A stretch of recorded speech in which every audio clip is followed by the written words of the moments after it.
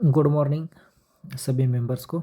चलो, पिछले बार भी हमने निफ्टी 50 का एनालिसिस किया था, तो चलो अभी हम यहाँ पे चार्ट का एनालिसिस करके देखते हैं कि हमारा जब यहाँ से अभी ब्रेकआउट आएगा तो हमारा कितना टारगेट बन सकता है। तो सबसे मेन तो निफ्टी 50 का अभी जो ये रेजिस्टेंस है, रेजिस्टेंस कितना है 26,200 का। अभी बिहार के इलेक्शन भी का भी रिज़ल्ट आ गया और वो भी बहुत ही बढ़िया मेजॉरिटी में आया है, तो वो भी एक गुड न्यूज़ है मार्केट के लिए। तो अभी आप चार्ट एनालिसिस में देखोगे तो मैंने अभी पिछले वीडियो में आपको समझाया था कि डाउ थ्योरी के हिसाब से हमारा कैसे पूरा अभी यहाँ से चेंजमेंट हो चुका है और हम अभी एक अप ट्रेंड में चल रहे हैं। ठीक है, अप ट्रेंड में अभी जो चल रहे हैं, तो अभी यहाँ से हमारा आगे का टारगेट कितना होना चाहिए, क्योंकि हमने देखा था पिछला अभी वीडियो, जो बंदे ने नहीं देखा है तो वो जा कर के आप देख सकते हो। तो वहाँ से मैंने जो 2020 से कैसे हमारी रैली बनी है उस हिसाब से पूरा एनालिसिस किया हुआ है कि हमने बढ़े कितने हैं वहाँ से, फिर हमारा करेक्शन कैसे हुआ है, फिर दूसरा करेक्शन। वैसे तो अगर भी मैं बताना चाहूँ तो 2020 के फॉल से हमने देखा था कि 143% का हमको इंडेक्स में रिटर्न मिला था लो से। ठीक है, 1 से 1.5 साल के अंदर में। फिर 2023 की जो रैली बनी थी 2023-24 की, उसमें हमारा रिटर्न भी बहुत ही बढ़िया बना था। ठीक है, और अब यहाँ से हमारा रिटर्न कितना बन सकता है तो हम वो थोड़ा कोशिश करेंगे कि चार्ट को देख करके कि हमारा रिटर्न कितना बनेगा। ठीक है, तो अभी अगर हम देखेंगे तो यहाँ पे हमारा रेजिस्टेंस है 26,200 की समथिंग में। तो यहाँ पे क्या है, अगर आप देखोगे तो बहुत ही बढ़िया एक कैंडलस्टिक पैटर्न आपको दिखाई देगा। इसको क्या बोलते हैं, कप एंड हैंडल पैटर्न। ठीक है, तो इस पैटर्न में क्या है, अभी जब भी अगले वाली जो मैं सीरीज़ बनाऊंगा तो उसमें भी मैं टेक्निकल एनालिसिस के जो भी अलग अलग पैटर्न बनते हैं उसके ऊपर भी डिस्कशन करूंगा, तो आपको पता चल जाएगा। तो जो भी मार्केट में काम कर रहा है उन सबको पता होगा कि ये कप एंड हैंडल है, कि यहाँ से मार्केट में गिरावट आना चालू हो गया। ठीक है, और यहाँ पे 100 EMA है, ये वाली लाइन जो है, ये वाली 50 EMA की लाइन है अपनी। तो यहाँ पे 100 EMA के ऊपर में करेक्शन यहाँ पे पूरा करके मार्केट ने यहाँ पे डबल बॉटम बना करके यहाँ से ऊपर में गया था। तो यहाँ पे फर्स्ट बार कोई भी ब्रेकआउट में आता है तो जो भी सेलर्स है यहाँ पे पहले तो जैसे ब्रेकआउट यहाँ से डायरेक्ट ब्रेकआउट नहीं होने देंगे, क्योंकि यहाँ पर आते ही सेलर्स एक्टिवेट हो गए और फिर से नीचे आ गया मार्केट, लेकिन बायर्स ने फिर से यहाँ पे होल्ड कर दिया। तो अभी फिर से मार्केट इस यहाँ पे रीटेस्ट के लिए आ रहा है, जो ऑल टाइम हाई है उसके पास में आ रहा है। तो जो भी सेलर्स है तो उनका स्टॉप लॉस कहाँ पे होगा, आप सोच करके देखो कि उनका स्टॉप लॉस यहाँ पर होगा। तो यहाँ पे ब्रेकआउट आने के चांसेस क्यों ज़्यादा लग रहे हैं, क्योंकि जो भी यहाँ पे सेलिंग किया हुआ है उनका स्टॉप लॉस यहाँ पे है, और नया बायर कहाँ पे आएगा, ये ब्रेकआउट के ऊपर में आएगा। तो दोनों चीज़ें आएंगी, एक तो न्यू बायर आएंगे, ठीक है, और न्यू बायर के साथ में क्या होगा, जो शॉर्ट वाले हैं जिन्होंने शॉर्ट करके रखा है तो उनके स्टॉप लॉस से जो भी शॉर्ट करके रखा है, ठीक है, उनके स्टॉप लॉस से सीट होना चालू हो जाएंगे। तो डबल फोर्स लगेगा यहाँ पे। तो एक तो ब्रेकआउट आएगा, ब्रेकआउट पे न्यू बायर आएंगे, और जो जो जो बंदे ने शॉर्ट किया हुआ है तो उनके स्टॉप लॉस से सीट होंगे। तो यहाँ से अभी ज़्यादा चांसेस है कि ये ब्रेकआउट आना चाहिए। ब्रेकआउट आएगा, फिर यहाँ पे इस लेवल पे रीटेस्ट होकर के फिर से ऊपर जाएगा। तो अभी हम अगर टारगेट देखना चाहेंगे कि भाई कितना टारगेट हो सकता है, तो अगर हम देखेंगे तो जब भी अगर ऐसा पैटर्न बनता है, ठीक है, यानी कप एंड हैंडल वाला, अब ये 16% का डिप है यहाँ पे, यानी जो हमने जो देखा था अभी 26,200 से लेकर के ये गिरा कितना है 22,000, अगर राउंड फिगर हम देखेंगे, ठीक है, तो 4,200 पॉइंट का ये डिप है ये वाला।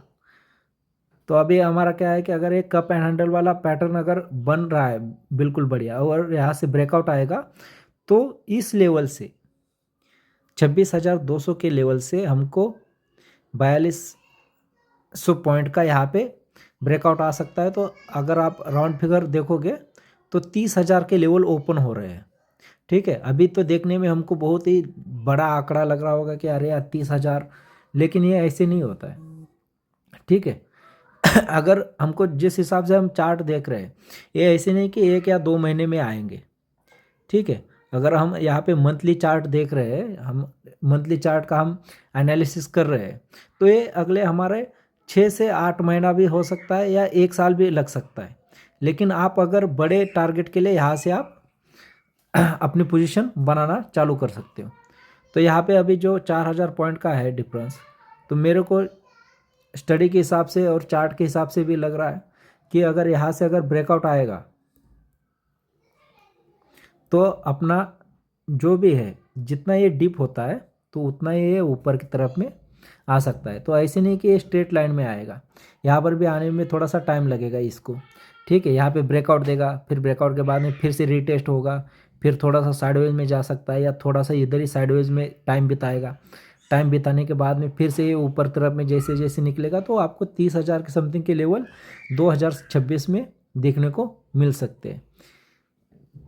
ठीक है। ये तो बहुत ही ज़्यादा आपको लग रहा होगा, लेकिन जो चार्ट बता रहा है हम उसी हिसाब से चल रहे हैं। अगर डाउ थ्योरी भी सेम चल रही है, जब भी अगर यहाँ पे अगर फॉल्स ब्रेकआउट आता है और यहाँ पे लोअर लो बनाना चालू कर देगा, तो हम हमारे एनालिसिस से पीछे भी हट जाएंगे। हमको ये नहीं कि अगर हमने एक बार सोच लिया कि यहाँ तक जाना है तो जाना ही है, ऐसे नहीं होता है। अगर चार्ट अगर चेंज हो जाएगा तो हमारा एनालिसिस भी उसी हिसाब से चेंज हो जाएगा। ठीक है। तो चलो साथ साथ में अभी निफ्टी 50 का हमने थोड़ा चार्ट देख लिया, तो अब हम बैंक निफ्टी भी देख लेते हैं कि बैंक निफ्टी में क्या हो रहा है। ठीक है। अगर बैंक निफ्टी का चार्ट देखोगे तो ये इतना यानी बहुत ही बढ़िया तरीके से, बहुत ही आराम से अपने मंजिल की तरफ में ऊपर में चढ़ता ही जा रहा है। अगर आप वीकली चार्ट देखोगे तो बहुत ही बढ़िया दिख रहा है यहाँ पे। ठीक है। इसका ब्रेकआउट तो बहुत ही पहले हो गया था। ठीक है। निफ्टी में तो अभी ब्रेकआउट आ रहा है, लेकिन यहाँ पर जो 57,000, एक बार लेवल देख लेते हैं।